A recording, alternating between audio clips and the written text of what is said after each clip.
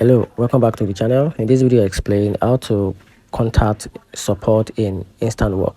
So to contact Instawork support, you have several options. So here's the first option, which is to use the in-app support. So open the Instawork app, then tap the profile icon at the bottom right, then tap the settings icon, which is the gear, has the top right, then select help, choose the relevant categories and follow the prompts to submit your issue. Then the next option is to email support. You can email Instawork at help@instawork.com, then provide details information about your issues.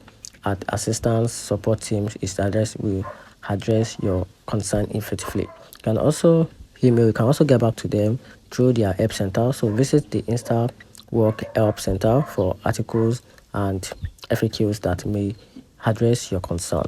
So if you are experiencing issues with a specific shift, you can also contact the on-site representative listed in the shift details within the app, and that's it.